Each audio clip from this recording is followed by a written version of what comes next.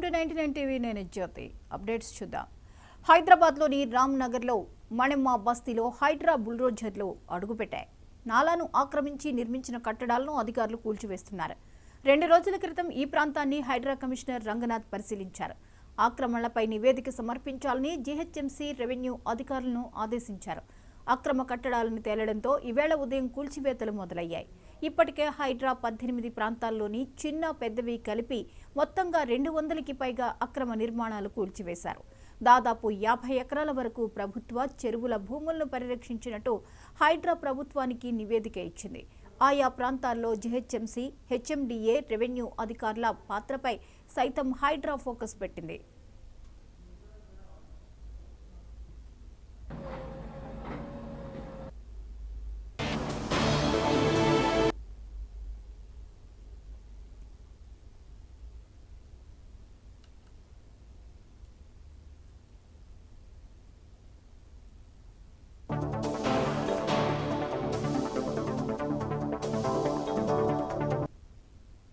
హైదరాబాద్లోని రామ్ నగర్లో మణెమ్మ బస్తీలో హైడ్రా బుల్డోజర్లు అడుగుపెట్టాయి. నాలాను ఆక్రమించి నిర్మించిన కట్టడాలను అధికారులు కూల్చివేస్తున్నారు. 2 రోజుల క్రితం ఈ ప్రాంతాన్ని హైడ్రా కమిషనర్ రంగనాథ్ పరిశీలించారు. ఆక్రమణలపై నివేదిక సమర్పించాలని జీహెచ్ఎంసీ రెవెన్యూ అధికారులను ఆదేశించారు. అక్రమ కట్టడాలను తేలడంతో ఈవేళ ఉదయం కూల్చివేతలు మొదలయ్యాయి. ఇప్పటికే హైడ్రా 18 ప్రాంతాల్లోని చిన్న పెద్దవి కలిపి మొత్తంగా 200కి పైగా అక్రమ నిర్మాణాలు కూల్చివేశారు. దాదాపు 50 ఎకరాల వరకు ప్రభుత్వ చెరువుల భూములను పరిరక్షించినట్టు హైడ్రా ప్రభుత్వానికి నివేదిక ఇచ్చింది. ఆయా ప్రాంతాల్లో జీహెచ్ఎంసీ, హెచ్ఎండిఏ, రెవెన్యూ అధికారుల పాత్రపై సైతం హైడ్రా ఫోకస్ పెట్టింది. ఈ అంశంపై మరిన్ని అప్డేట్స్ ని రీజనల్ కోఆర్డినేటర్ రాజ్ కుమార్ అందిస్తారు. రాజ్ కుమార్, చెప్పండి. హైడ్రా కూల్చివేతలు కొనసాగుతూ ఉన్నాయి. ఈరోజు రామ్ నగర్ లో కూల్చివేతలు జరుగుతున్నట్లుగా తెలుస్తోంది. వివరాలేంటి?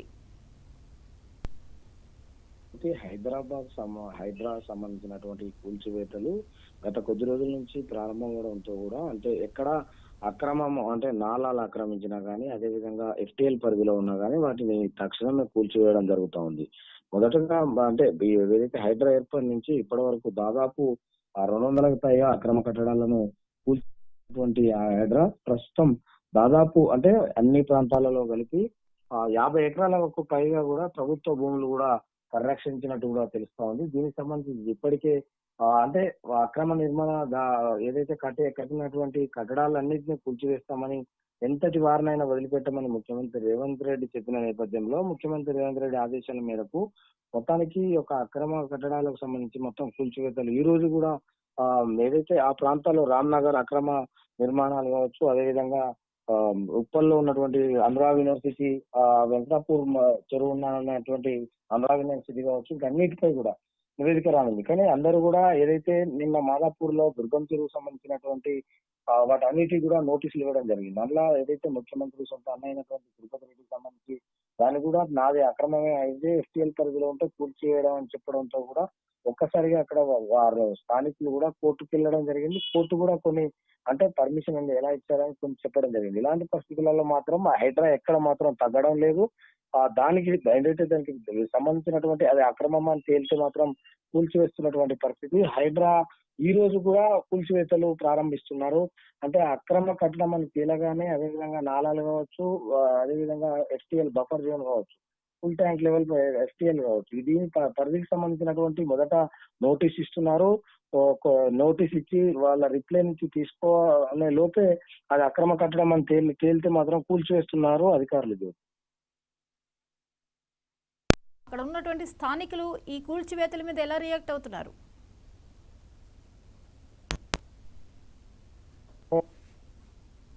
ఇప్పటి వరకు ఎవ్వరు కూడా అది ఏం తీసుకోండి, ఇప్పుడు ఈ ప్రభుత్వం ఇలా తీసుకోవడం ఏంటని కూడా చాలా అంటే మండిపడుతున్నారు. కొంతమంది సంబంధించినటువంటి ప్రజలందరూ కూడా దీనికి అక్కడ ఏదైతే ఎఫ్టీఎల్ లో ఆక్రమించినటువంటి కొంతమంది వ్యతిరేకిస్తున్నప్పటికీ మాత్రం ప్రజల నుంచి మాత్రం పెద్ద ఎత్తున మద్దతు లభిస్తా ఉంది. మంచి పని చేస్తా ఉన్నారు. ఎందుకంటే హైదరాబాద్ లో చినుకు పడితే మొత్తం కూడా రోడ్లపైకి నీరు రావడం, అవన్నీ ఇళ్లలోకి రావడం, నీరు ప్రజలు తీవ్ర ఇబ్బందులు పోవడం, వాహనదారులు ఇబ్బంది పోవడం, ఇలాంటి తరుణంలో ప్రభుత్వం తీసుకున్నటువంటి హైడ్రా తీసుకున్నటువంటి చర్యలు అక్రమాలకు సంబంధించి కట్టడాలకు సంబంధించి ప్రజలు స్వాగతిస్తున్నప్పటికీ ఎఫ్టీఎల్ పరిధిలో కొంతమంది ప్రజలు మాత్రం వ్యతిరేకిస్తున్నారు. ఎందుకంటే తాము చాలా ఎన్నో రోజుల నుంచి కూడా ఒక నేళ్ల నుంచి ఇక్కడే ఉంటున్నాం స్థానికంగా.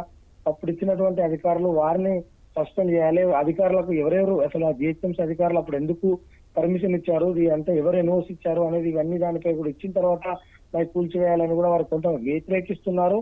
కానీ బయట మాత్రం ప్రజలు మాత్రం చెరువులను ఆక్రమించిన వారిని నాలాలను కూల్చివేయడం మాత్రం సబబే అనిపిస్తుంది ప్రజలకు అంటున్నారు. Right, thank you Raj Kumar.